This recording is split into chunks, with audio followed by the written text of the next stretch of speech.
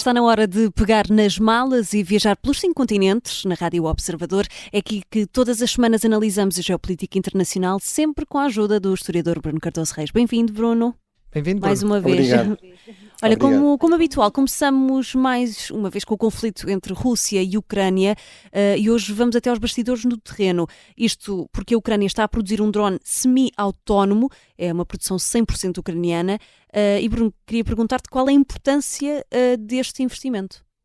Bem, é uma importância dupla. Por um lado, vem destacar mais uma vez a importância enorme dos drones neste conflito e, no fundo, uma tendência que se vem acentuando. Os primeiros usos de drones, mais ou menos documentados e com alguma importância, são da Segunda Guerra Mundial e mesmo do Vietnã, mas depois há um grande salto com a guerra dos Estados Unidos contra os movimentos terroristas, portanto torna-se uma espécie de arma de eleição a partir, sobretudo, do ataque do 11 de setembro de 2001, não é? Do 11 de setembro e portanto, agora temos aqui uma nova fase. E nesta nova fase, aqui o elemento também relevante é esta ideia de ser um sistema semi-autónomo. Os drones, sobretudo aéreos, que é o que estamos aqui a falar, mas também navais, cada vez mais, que a Ucrânia está a usar com muita eficácia no Mar Negro, tem este problema que são sistemas remotamente pilotados, ou seja, não está lá o piloto e, portanto, à partida até parece que funcionam por si só, mas na verdade são controlados à distância. E, portanto, aí há esta vulnerabilidade que é, se houver uma interferência, um sistema de guerra eletrónico, de jamming, é o termo em inglês, se houver aqui um sistema que consiga interferir nessas comunicações, no fundo isso vai comprometer a capacidade dos drones de executarem a sua missão com eficácia, atingir o alvo, ou identificar um alvo, ou fazer missões de vigilância.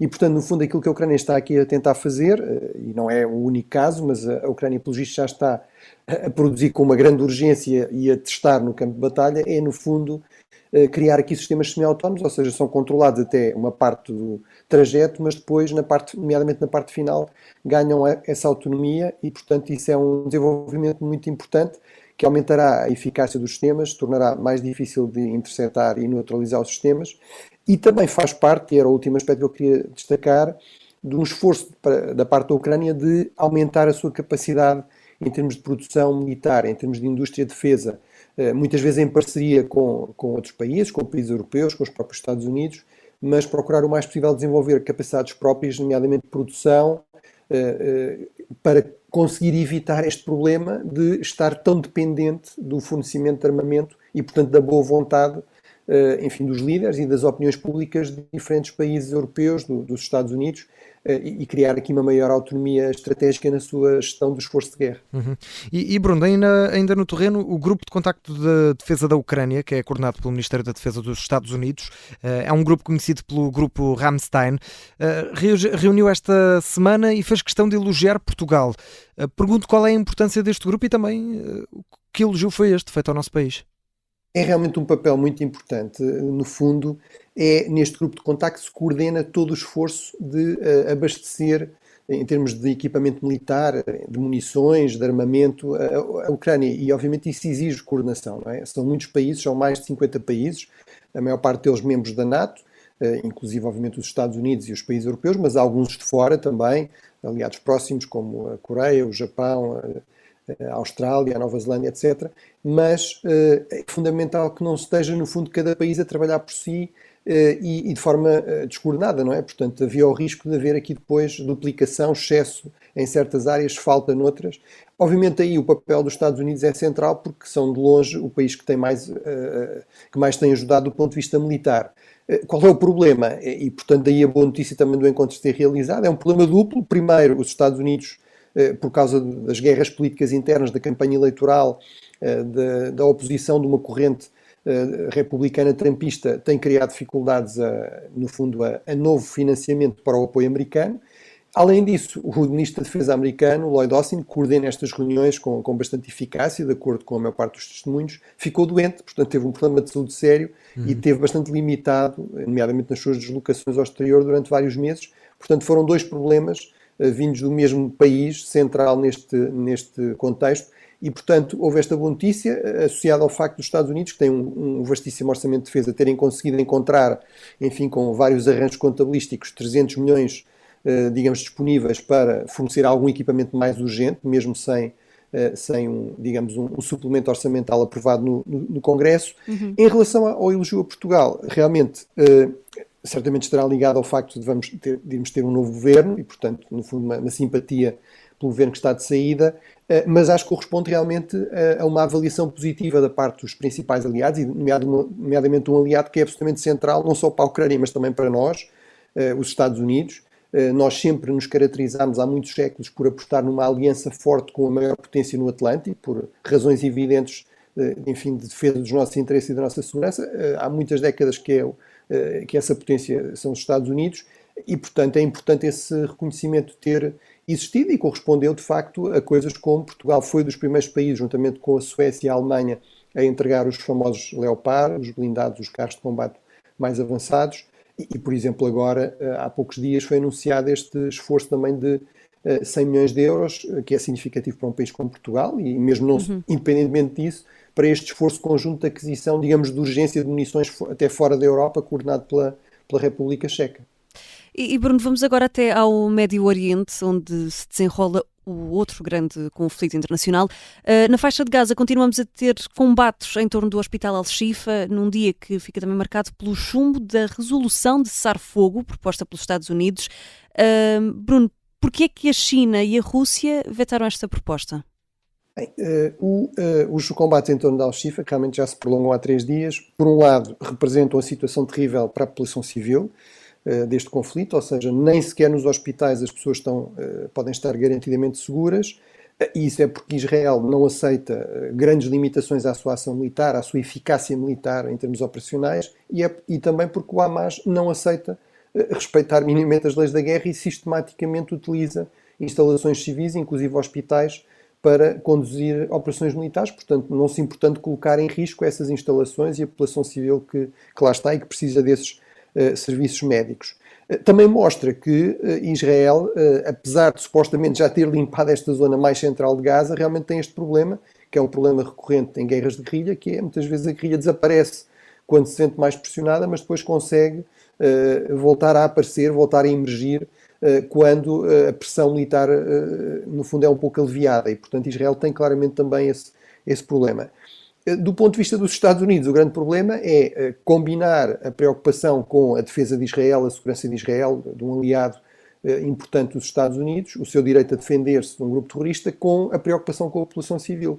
E, portanto, esta resolução, que já estava, aliás, em cima da mesa há várias semanas, no Conselho de Segurança, no fundo corresponde, da parte dos Estados Unidos, a uma tentativa de fazer essa quadratura do círculo, ou seja, deixando claro que cessar fogo imediato, mas em troca da libertação de reféns, portanto não esquecer os reféns israelitas, e também, no fundo, condenar explicitamente o 7 de outubro, que é algo que Israel refere sempre com indignação, o facto das Nações Unidas ainda nunca terem condenado o ataque do 7 de outubro. Portanto, é uma tentativa de fazer isso, ao mesmo tempo que condiciona a ação militar mais agressiva de Israel. Agora, estamos num contexto global muito conflituoso, muito dividido, e cada vez mais vamos ter isto, que é mesmo quando à partida até poderia haver aqui uma certa convergência de interesses de todos num cessar-fogo, porque a China e a Rússia dizem que também querem isso, por uma questão de não quererem permitir aos Estados Unidos assumir aqui a liderança, dominar também de alguma forma, controlar a narrativa, vão vetar. E, portanto, independentemente do impacto prático negativo que isso tem, muitas vezes por sistema e a priori os Estados Unidos vetam coisas que vêm da Rússia e da China, e a Rússia e a China vetam coisas que vêm dos Estados Unidos, e foi mais uma vez isso que aconteceu aqui. A par destes dois, a Argélia também vetou, é um país árabe, digamos, muito crítico também de Israel. Bruno, vejamos agora até a América, onde o Haiti está perto de entrar em colapso, com os gangues a avançar pela capital. É uma situação que deixa o Quénia com cada vez mais dúvidas sobre se deve ou não enviar uma missão policial. Não seria normal ser os Estados Unidos da América a liderar uma intervenção nesta região e não propriamente estarmos aqui a falar do Quénia? Sim, seria realmente o normal, ou seja, o problema é que durante muitas décadas, durante praticamente um século, foi isso que aconteceu. Portanto, desde o início do século XX, que houve várias intervenções dos Estados Unidos em vários países desta zona das Caraíbas, inclusive uma longa intervenção de várias décadas no Haiti. O problema é que a última delas foi nos anos 90, liderada pelos Estados Unidos. Os Estados Unidos já neste século procuraram, no fundo, cada vez mais aparecer com um papel mais de retaguarda, porque perceberam que isso tem enormes custos, muitas vezes não é eficaz, tem enormes custos não só financeiros e em termos de risco, mas sobretudo também em termos reputacionais. Portanto, no fundo, corresponde a esta ideia de uma potência imperialista que está sempre a intervir nesta zona, e sabemos que os Estados Unidos realmente têm essa história nesta zona, sobretudo da América Central e das Caraíbas. E, portanto, atualmente, ainda por cima, a tendência geral nos Estados Unidos é para uma grande relutância em relação a qualquer tipo de operação militar mais pesada, que implique colocar grande quantidade de tropas americanas no terreno. E, portanto, os Estados Unidos o que fizeram foi encorajar fortemente o Quênia a liderar esta missão, porque outras potências regionais também não estão muito disponíveis. O Brasil, por exemplo, liderou essa missão de 2004, das Nações Unidas, de 2004 a 2017, mas também não ficou com uma imagem muito positiva, com um balanço muito positivo. Apesar de tudo, houve alguma estabilização, mas claramente ela não é sustentável. E, portanto, aqui os Estados Unidos o que estão a fazer é encorajar o Quênia, nomeadamente financiando a missão. Portanto, já anunciaram, aliás, por 2 vezes um reforço do montante que vão dar a esta missão, já vai nos 300 milhões de dólares. Mas o problema é se realmente serão suficientes as forças policiais do Quênia. Elas até têm alguma experiência deste tipo de missões, são forças paramilitares, um pouco como aquelas unidades especiais, por exemplo, da GNR portuguesa, que também foram usadas em missões deste tipo, no Iraque, em Timor-Leste, onde, aliás, o Quênia também esteve presente, estas forças do Quênia também estiveram presentes, mas o problema é que são apenas 1000 num contexto, digamos, de um colapso do Estado como nunca se viu, de uma crise do Estado como nunca se viu no Haiti. Já houve várias crises graves, mas esta é claramente a mais grave e, portanto, mesmo da parte de certos setores no Quênia, começa a haver grandes dúvidas sobre se isto é uma boa ideia. E Bruno, na Europa tivemos o passado e o presente juntos em Bruxelas. António Costa e Luís Montenegro estiveram juntos a tomar um cafezinho antes do último Conselho Europeu do anterior Primeiro-Ministro. Qual é a importância desta passagem simultânea dos dois por Bruxelas?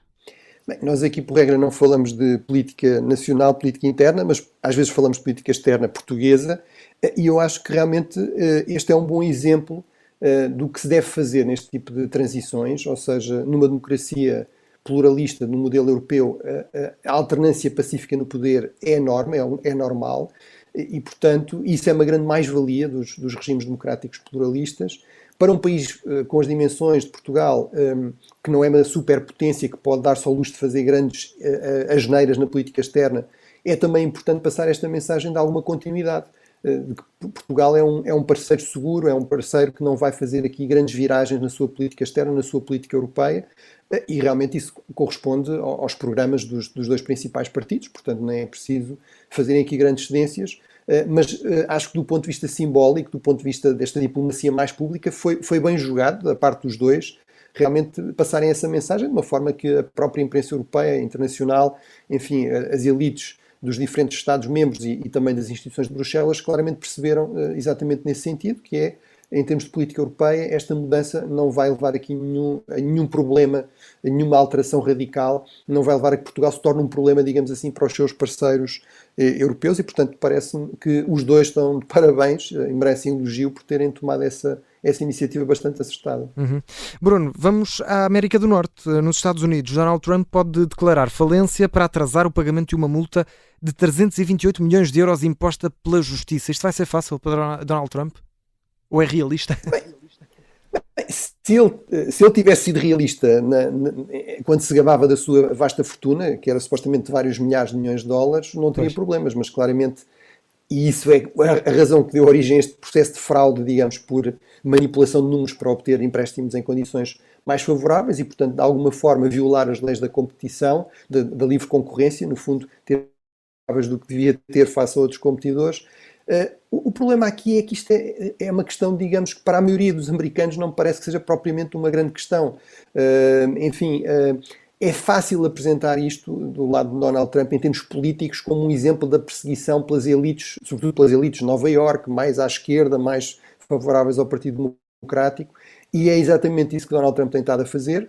Apesar de tudo, ele tem aqui um problema prático bastante sério, portanto, ele realmente, a justiça nos Estados Unidos é bastante eficaz, é bastante rápida e, portanto, ele corre realmente o risco de ver muitas das suas propriedades, digamos, penhoradas para executar esta pena, vamos dizer assim, esta multa, e isso realmente, em termos da sua imagem, pode ter aqui algum efeito negativo.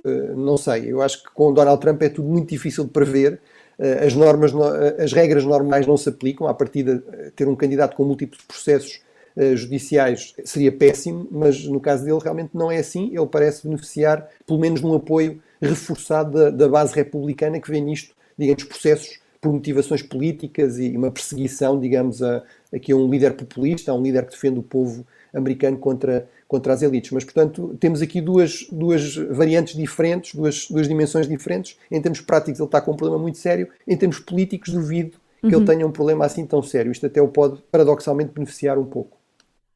E, Bruno, por último, vamos à Ásia, sem deixar de falar dos Estados Unidos da América, que vão pôr mais dinheiro no comando naval do Indo-Pacífico e também, pela primeira vez, vieram dar apoio explícito e público à Índia face à China na disputa territorial que tem nos Himalaias, Bruno. Sim, e o que une, no fundo, tudo isto é realmente a questão da China, não é? Portanto, há aqui uma grande convergência crescente de interesses, de percepções de ameaça entre os Estados Unidos e a Índia, que durante muitas décadas não tinham até relações próximas, mas que realmente se têm aproximado muito nas últimas 2 décadas por causa do peso crescente, da ascensão da China. E realmente, por um lado temos este dado, que dá também uma escala, digamos, do que é ainda o poder americano. Portanto, muitas vezes fala-se da ascensão da China como levando a uma espécie de colapso inevitável dos Estados Unidos. Isso está longe de ser o caso. Estamos a falar de um reforço de 11 mil milhões de dólares. Isso é mais do dobro do orçamento total da defesa de Portugal. Isto é só o reforço para um dos comandos, para o Comando do Pacífico, mas mostra que realmente este comando, que está mais direcionado, digamos, para conter a ameaça chinesa, está a levar cada vez mais a sério o investimento crescente da China em termos militares e, portanto, precisa de reforçar muito significativamente, por exemplo, as defesas das suas bases contra novos sistemas de mísseis, novos sistemas de armamentos chineses. A par disso, no fundo, há aqui uma formalização pública desta aproximação crescente entre a China e entre os Estados Unidos e a Índia, a propósito da China. Os Estados Unidos já várias vezes apoiaram a China nestas disputas, mas sempre de uma forma muito genérica, mas agora vieram dizer taxativamente que realmente estes territórios disputados na zona dos Himalaias são território indiano e não território chinês, e portanto isso é obviamente uma vitória diplomática para a Índia, é uma questão, um choque diplomático novo entre a Índia, entre a China e os Estados Unidos, mas sobretudo é um sinal bastante público do nível crescente de aproximação entre a Índia e os Estados Unidos para contrabalançar aqui o crescente poder da China. Muito bem, Bruno. Ficamos por aqui. Este 5 continentes fica depois também brevemente disponível em podcast. Nós voltamos para a semana. Obrigada mais uma vez, Bruno. Obrigado, Bruno. Até para a semana. Bom fim de semana. Obrigado.